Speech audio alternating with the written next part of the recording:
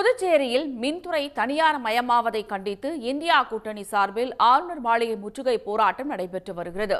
இது பற்றிய மேலும் விவரங்களை தருகிறார் நமது செய்தியாளர் மகாராஜ பாண்டே. மகாராஜ பாண்டே, இந்த போராட்டத்தில் அவர்கள் முன்வைக்கக்கூடிய கோரிக்கைகள் என்ன?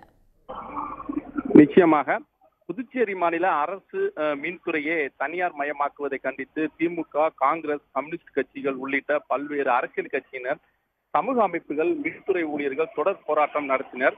நீதிமன்றத்தில் வழக்கும் தொடரப்பட்டது. மின்துறையை தனியார் மயமாகும் விவகாரம் குறித்து சட்டமன்றத்தில் தொடர்ந்து திமுக கேள்வி எழுப்பிய போது முதல்வரும் மின்துறை அமைச்சரும் மின்துறை தனியார் மயமாக்கப்படாது என்று உறுதியளித்தனர். ஆனால் தற்போது மின்துறை தனியார் மயமாக்கப்பட்டது உறுதி செய்யப்பட்டு அதற்கான பூர்வாங்க பணிகள் அரசு மேற்கொண்டு வருகிறது. புதுச்சேரி மக்களுக்கு அளித்த வாக்குறுதியை மீறி மின்துறையை தனியாருக்கு தாரை வாக்கும் அரசுக்கு திமுக கடும் கண்டனத்தையும் தெரிவித்து வந்தது. இந்த நிலையில்தான் இந்திய கூட்டணி கட்சிகள் சார்பில் மின்துறையை தனியார் மயமாக்கலை கண்டித்தும் மின்துறையை அரசு ஏற்று நடத்த வலியுறுத்தியும் தற்போது காமராஜர் சிலை அருகில் இருந்து ஊர்வலமாக புறப்பட்டு கவர்னர் மாளிகை நோக்கி முற்றுகை போராட்டம் நடத்தப்படுவதற்காக பேரணியாக வந்தார்கள்.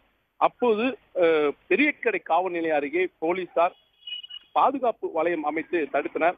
இந்திய கூட்டணி கட்சி தலைவர்கள், நிர்வாகிகள் என சுமார் 1000க்கும் மேற்பட்டவர்கள் தற்போது கண்டன ஆர்ப்பாட்டத்தில் ஈடுபட்டனர்.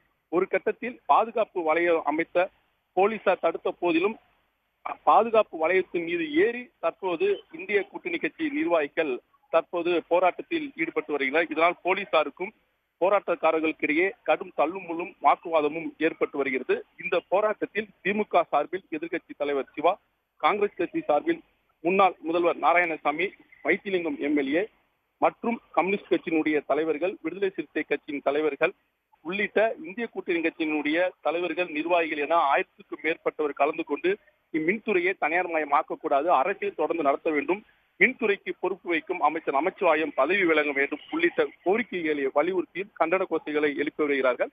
எந்தவித அசம்பாவிதம் ஏற்படக்கூடாது என்பதற்காக தற்போது இந்த பகுதியில் சுமார் 200க்கும் மேற்பட்ட போலீசார் பாதுகாப்பு படையில் குவிக்கப்பட்டு இருக்கிறார்கள். விரிவான தகவல்களுக்கு நன்றி மகாராஜ பாண்டே. உடனுக்குடன் செய்திகளை தெரிந்து கொள்ள சன் நியூஸ் பெல் ஐகானை கிளிக் பண்ணுங்க.